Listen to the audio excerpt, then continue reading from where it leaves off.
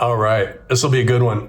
So the title of this one is The 5 Rides I Always Decline. The 5 Rides I Always Decline. And check out that image, yeah? The car's going one way and the passengers inside, the driver's inside. That would be me. No way I'm taking this ride. Decline it. So to run your business, you need to know when to say no. And this is no more true than now when we have the upfront pricing and every ride is a little bit different.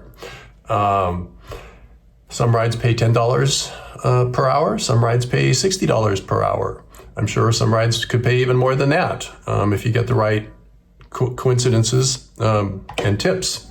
So when do you say no? When do you say no? Well, I've found 5. These are the 5 rides I always decline. And stick around to the end. I'm going to share with you my final ride type that I always turn down, and it may surprise you. All that, and a whole lot more coming right up. Stick around.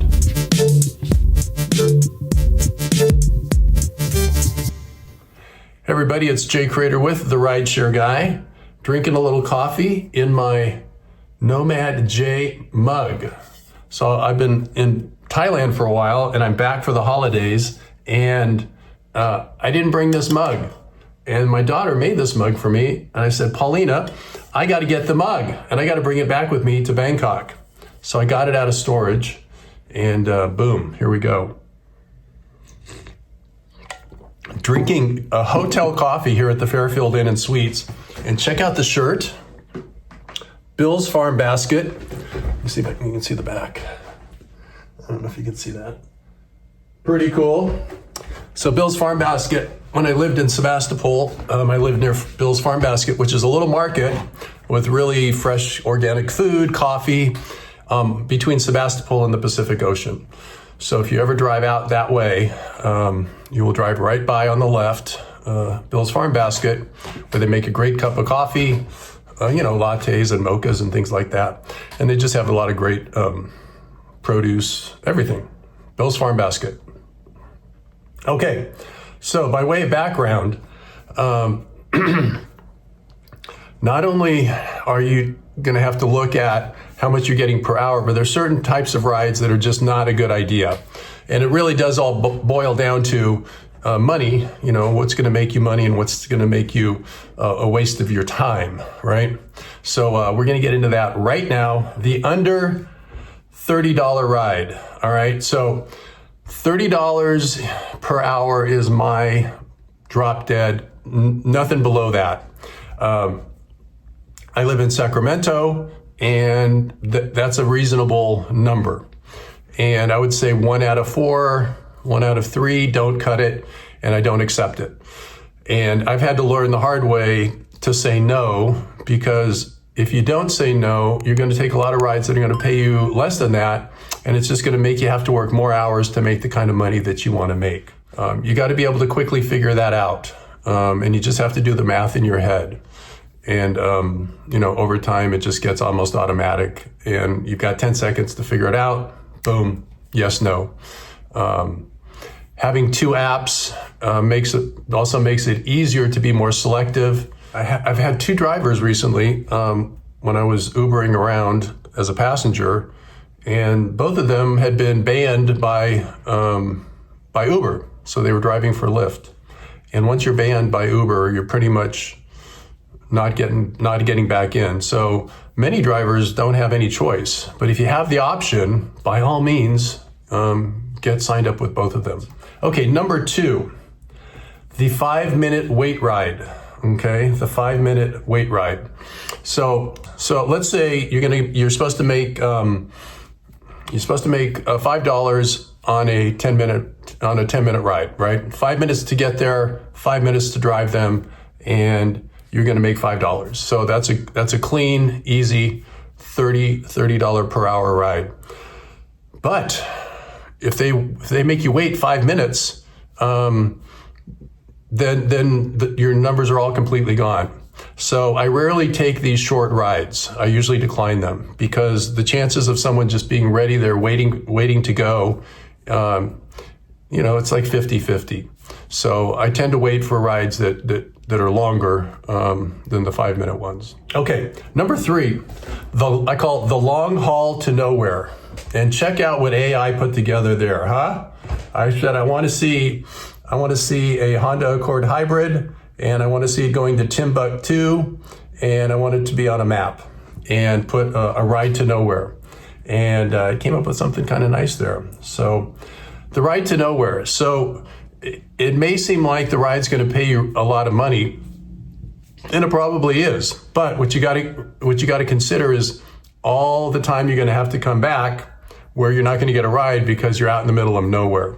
So you have to know your area and know where there are areas where it's going to be difficult to get a ride coming back.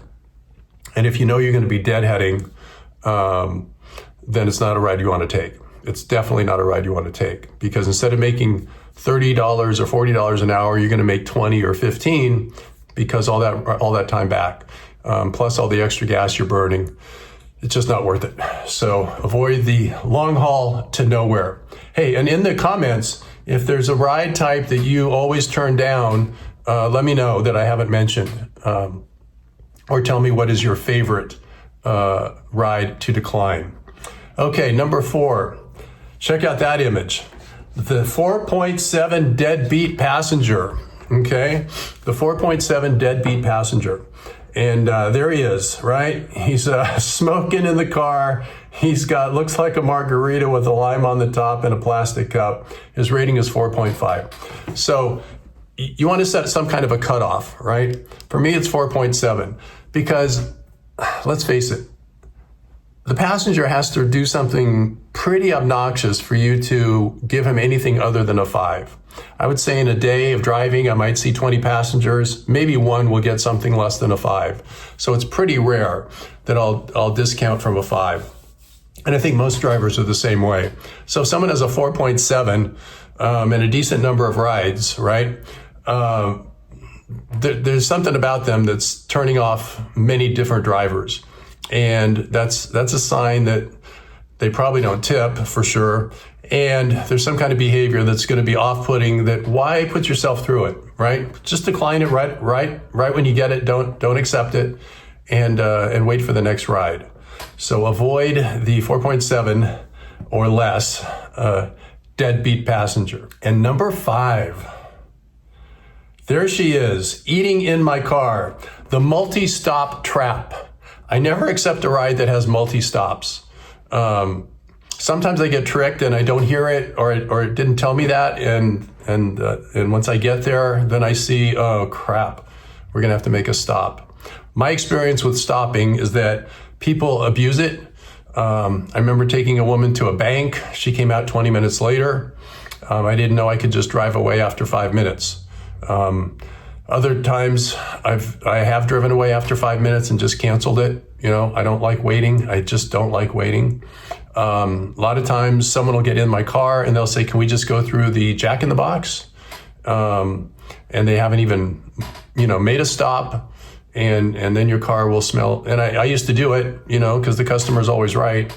And then my car would smell like, Jack in the Box, and it was listening to them eat in the back. And anyway, if I'm in a really good mood and I just want to give someone a nice, joyful experience, I'll say, great, let's go. Let's go to McDonald's, no problem.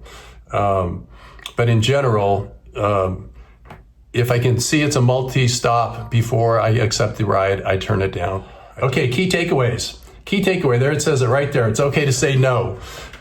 In our society, we are kind of raised to be accepting of a lot, and people have a hard time saying no. They have a hard time saying, you don't want to be rude, you don't want to be mean, you don't want to be selfish.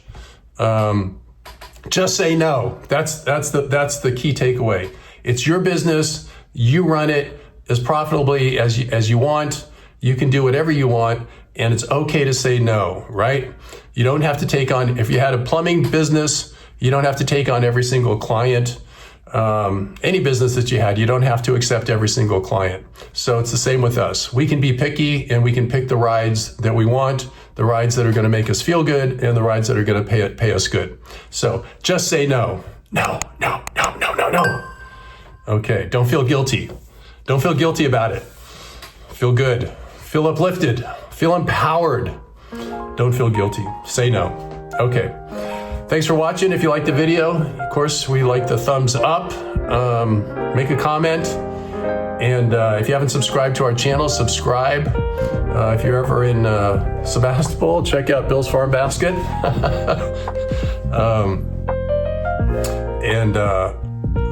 I guess that's it.